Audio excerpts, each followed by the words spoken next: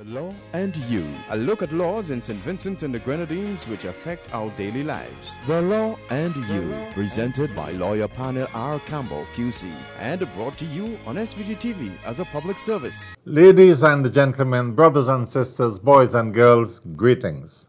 Welcome to another presentation in this public service nation building series, The Law and You. This is program number 901. Coming to you on Monday, the 4th of June, 2018. On this program, I will speak to you on the topic, the essence of a no-confidence motion. But before getting into the topic, a few preliminary comments. Firstly, condolences go out to all families which have suffered recent bereavements, particularly the families of those 5 persons who were drowned at various beaches over the weekend. I understand some of the dead were children, and I know how their relatives must mourn their loss. I want in particular to send condolences to the family of my good friend's brother Herbie Young, Babs Young, Frank Young, and the other siblings and members of the family on the passing of their mom. I wish you God's comfort at this difficult time. Condolences especially also go out to Sister Lorna Daisley, the widow of our brother Sonny Daisley, who passed a few days ago. Our condolences to the family of Deaconess Abbott and all the spiritual Baptist brethren of her church. Condolences to the family of Mrs. Miguel, an icon in the Mariquois Valley. I got to know Mrs. Lucy Miguel very many years ago when her brother, now departed, Leo Miguel, became a client of mine. Very, very many years ago. And she has always impressed me as a stalwart nation builder. Condolences as well to the family of Brother Frederick Forbes, Scoutmaster of many years standing, and well known to me for decades.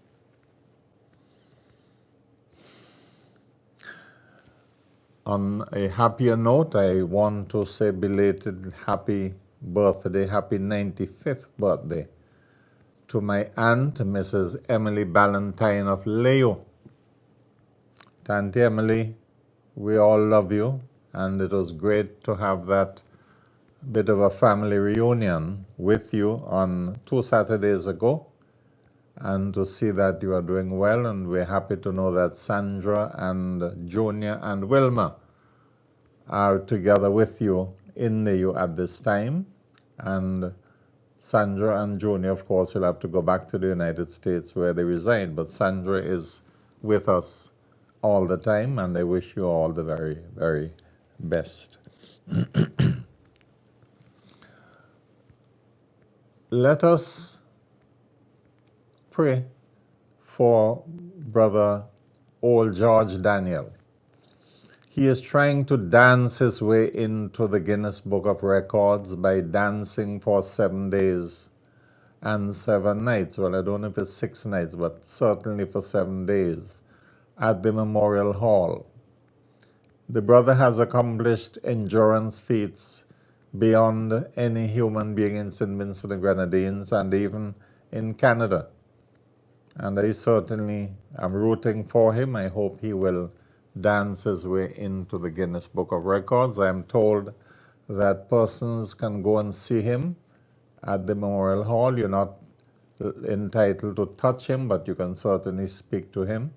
And I saw a bit of an interview he gave on SVG-TV, I think it was on Saturday night or Friday night, in which he said the reasons why he is doing that particular feat, and I believe a representative of the Guinness Book of Records is present to witness the accomplishment so that he could be recorded in the Book of Records. Finally, for preliminaries, a very good friend of mine who follows this program quite seriously and is interested in civic matters, he contacted me and asked me to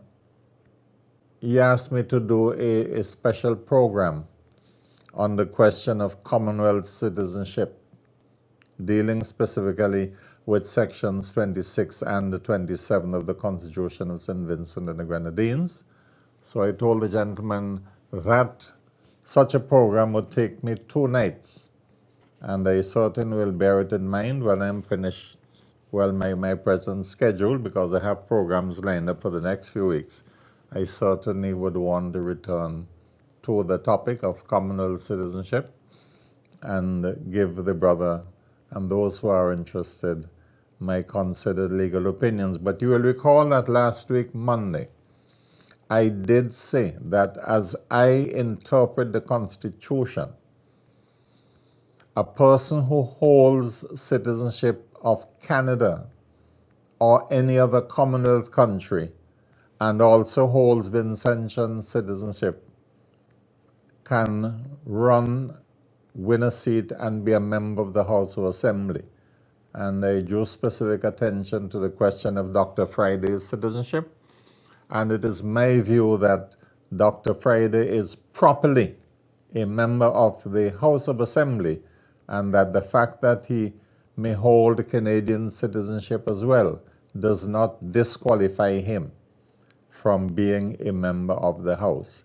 The disqualification in the Constitution refers to persons who owe adherence to a foreign state or power, not to a Commonwealth state. But I will explain that in due course when I come to do the 2 programs on the subject. For now, I just give my conclusion as part of the discourse which has taken place and still going on nationally on the subject. All right, the topic for the evening, excuse me.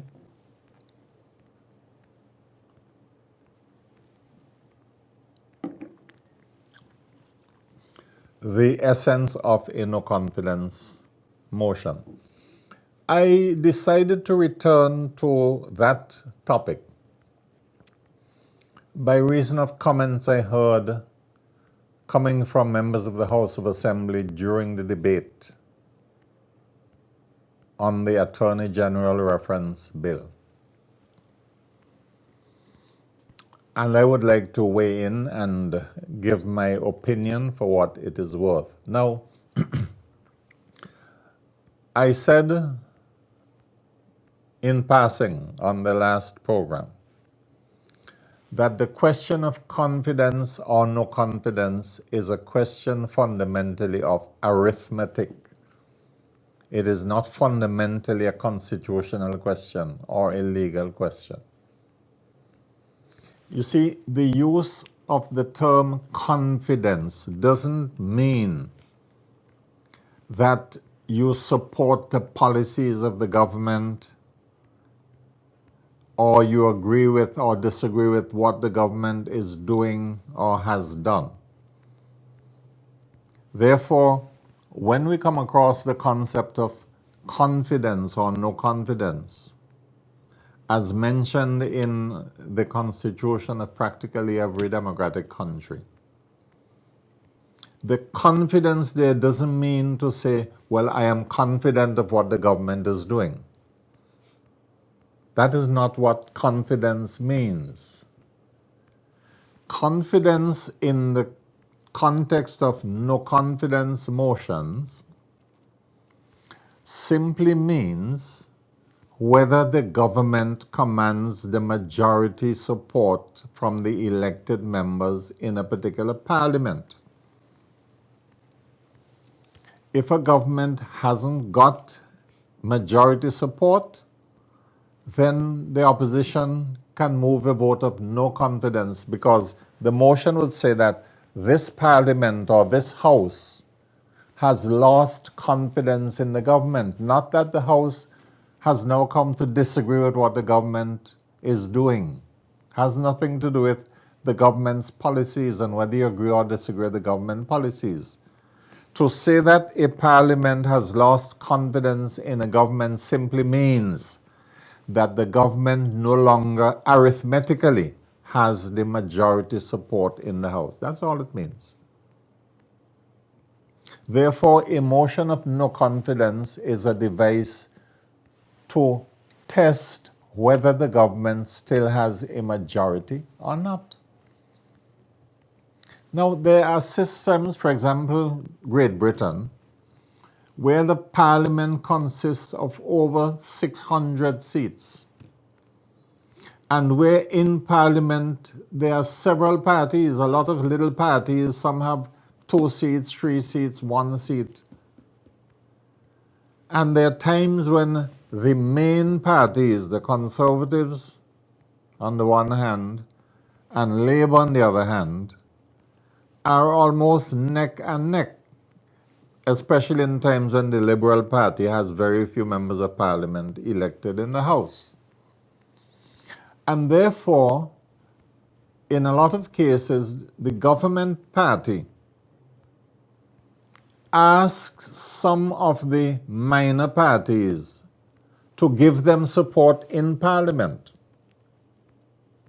so that they're able to go to the Queen, the leader of that party is able to go to the Queen and tell Her Majesty that he or she now has the majority support in the Parliament, which would entitle him or her to be named Prime Minister. Sometimes it is a coalition, that is a joining of the Liberals. When the Liberals used to be strong, they were a powerful third force in British politics. And from time to time, they will join forces with one of the other parties, usually Labour, to form a coalition government in historical times. So that there would come times when quarrels will break out between the government and its minor party supporters. And the country would generally not know if the government still has a majority support in the Parliament. And in those circumstances, a no confidence motion would be brought, and the members of Parliament would have to be counted one by one. But you're talking about parliaments of over 600.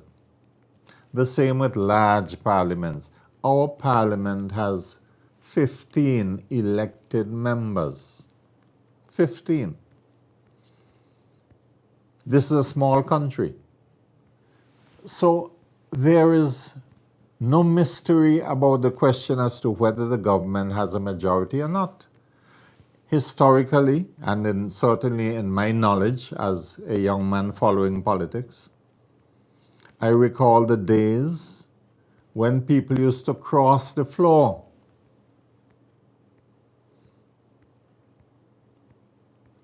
I recall, for example, as recently as 1967, after narrow elections in 66, where PPP had won 5 seats and Labour had won 4 seats. Those days there were 9 elected seats in the House of Assembly. And one of the 5 seats won by the PPP government under Joshua was North Leeward, where the Honorable Samuel Eric Slater won his seat by 4 votes. He got 1,500 votes. Mr. Ferdinand, his opponent, got 1,500. Slater got 1,504 votes. Ferdinand, 1,500. So by 4 votes, Slater won north leeward, thereby giving Joshua 5 seats. That was in 1966. There followed a tumult, and the Honorable Samuel Eric Slater decided to leave Joshua and support the Labour Party. Whereupon fresh elections had to have been held because Joshua then lost his majority in 67. This was not even a year after the 66 elections. And in those fresh elections, Labour won 6 seats and PPP won 3. And that was really the effective end of PPP as a cohesive force, except the fact that they came back in a coalition with Mr. Mitchell in 1972.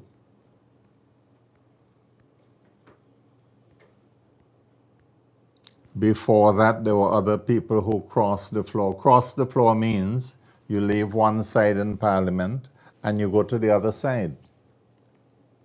Now, interestingly enough, about 3 days ago, news broke that one of the 30 elected members of the Barbados Labour Party just voted into office, decide to cross the floor and go and sit on the opposition side.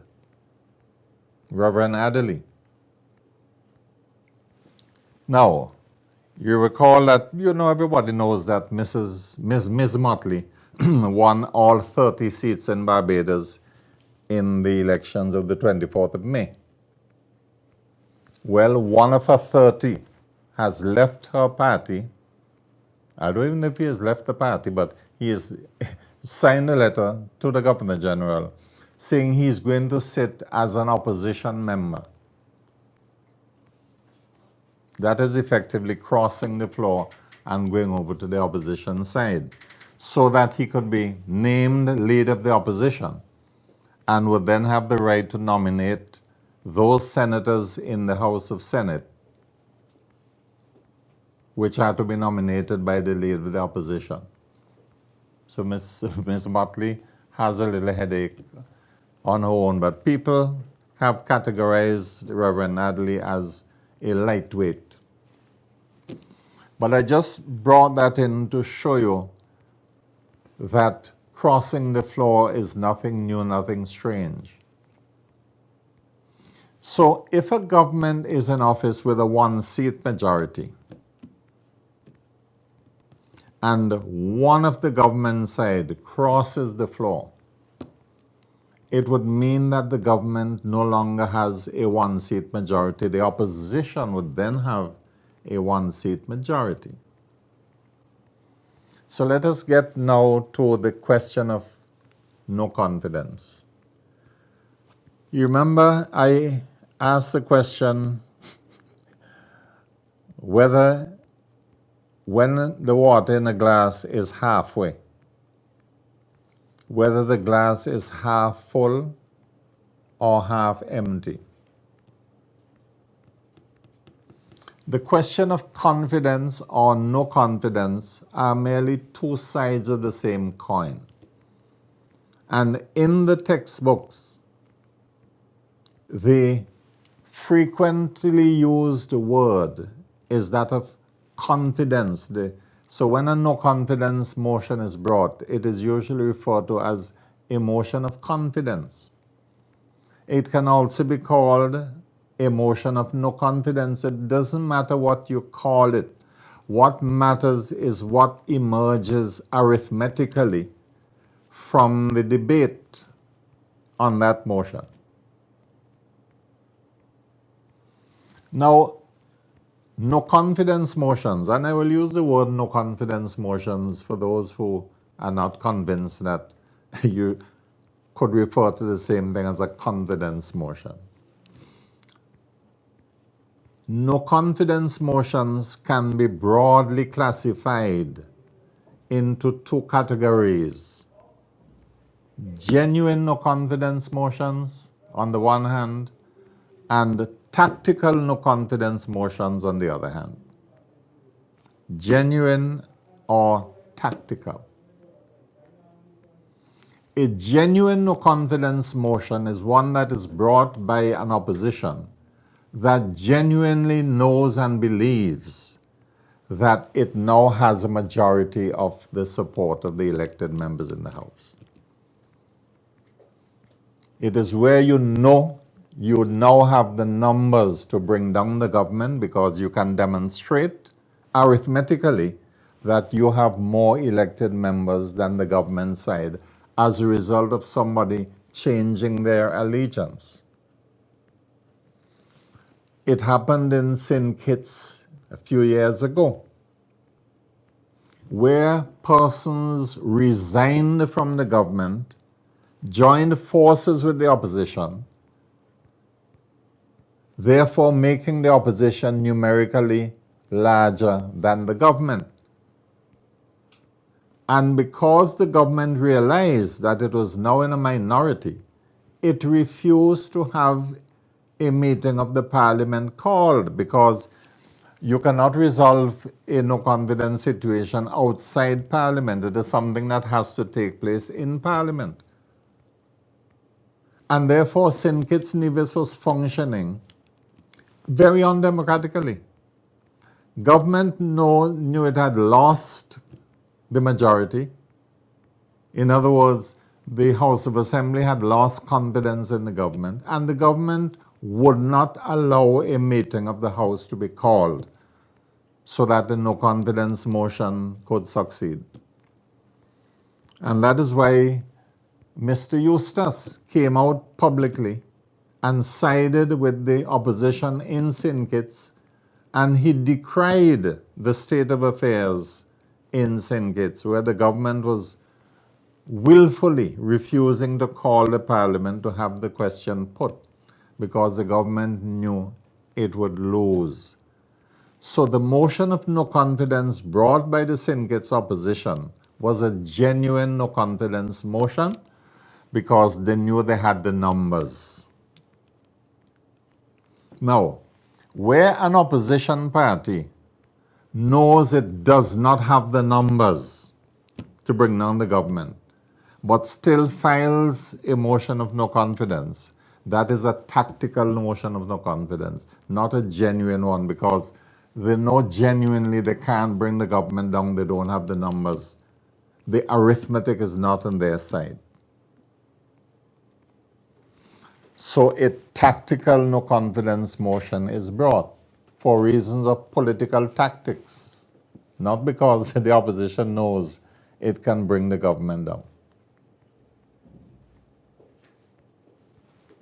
So that tactical no confidence motions are really meant to accomplish several political purposes: to harass the government, to get the opportunity to draw attention to certain perceived ills in the society, to get the opportunity to criticize government policies and take the government to task.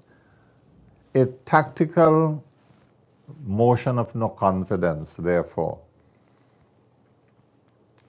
is not filed, is not tabled with any expectation that the government would fall. It is a tactic, politically. Nothing is wrong with that. On the other hand, the government has the right to respond in a tactical manner as well if a tactical motion of no confidence is brought against them.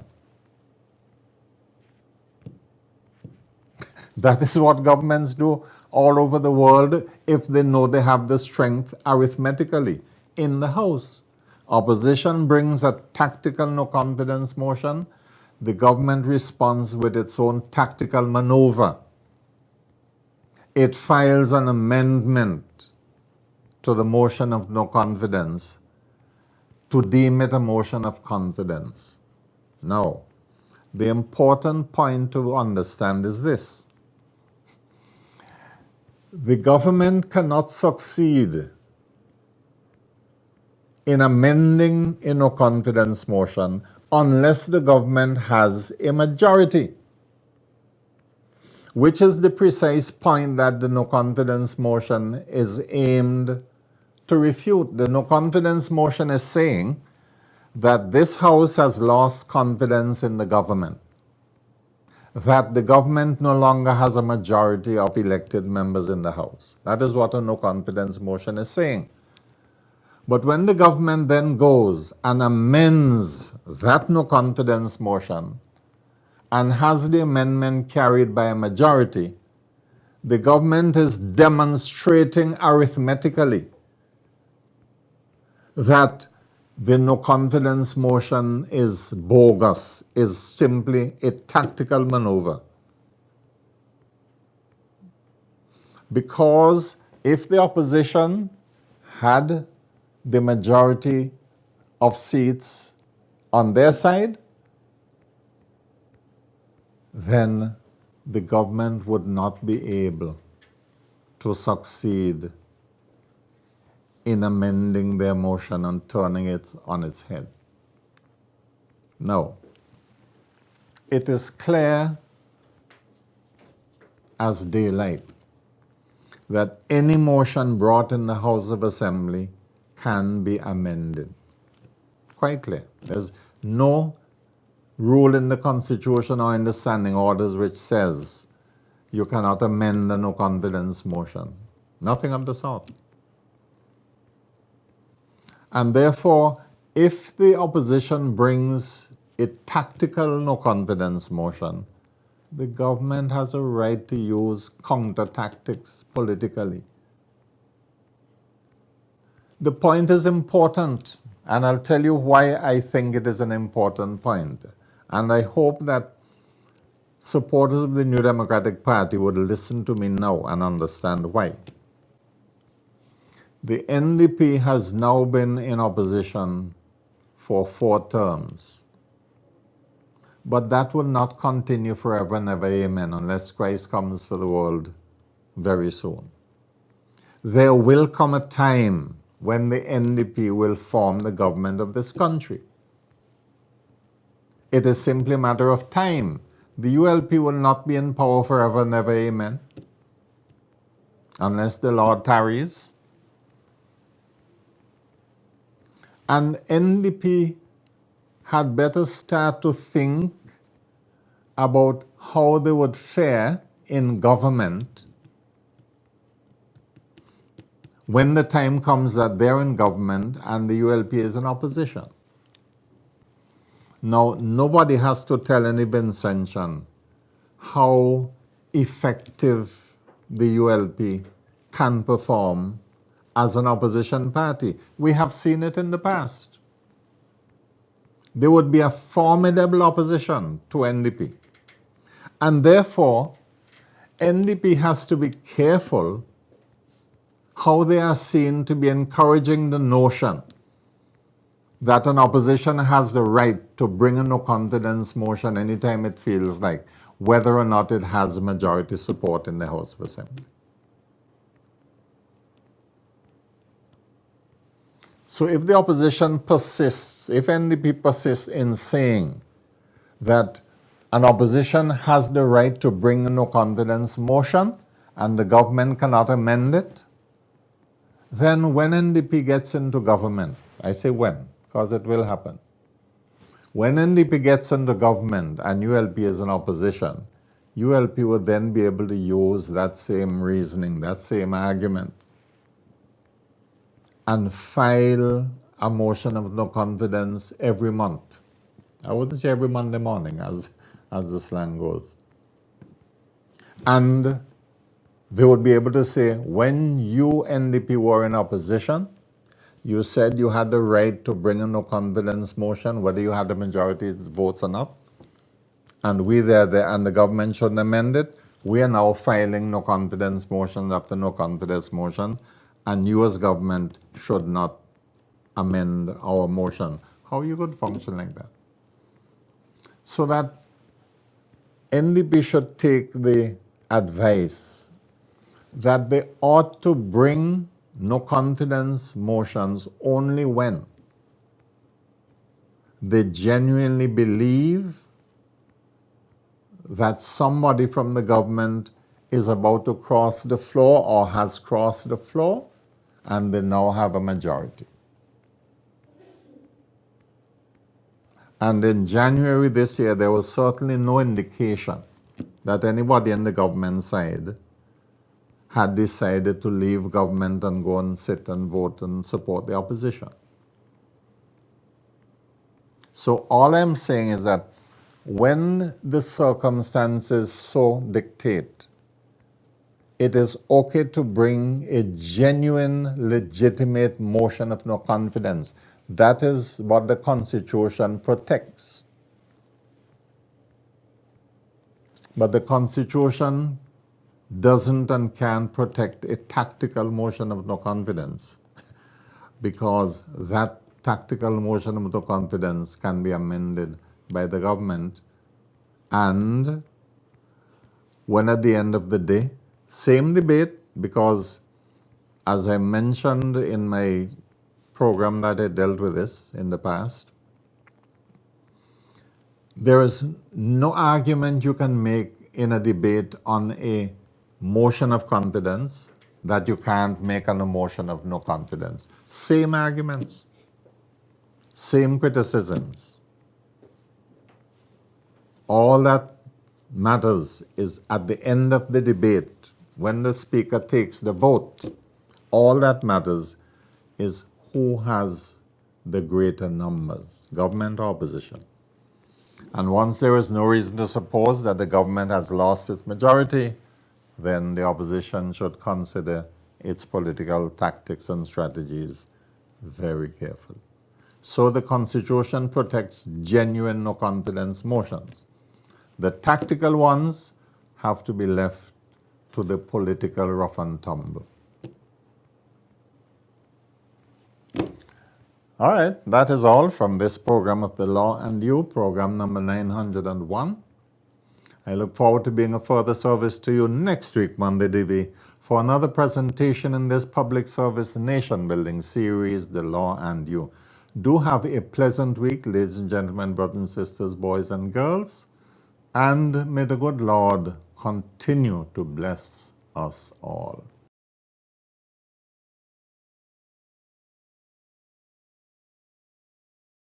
The Law and You, a look at laws in St. Vincent and the Grenadines which affect our daily lives. The Law and You, presented by lawyer panel P.R Campbell QC and brought to you on SVG-TV as a public service.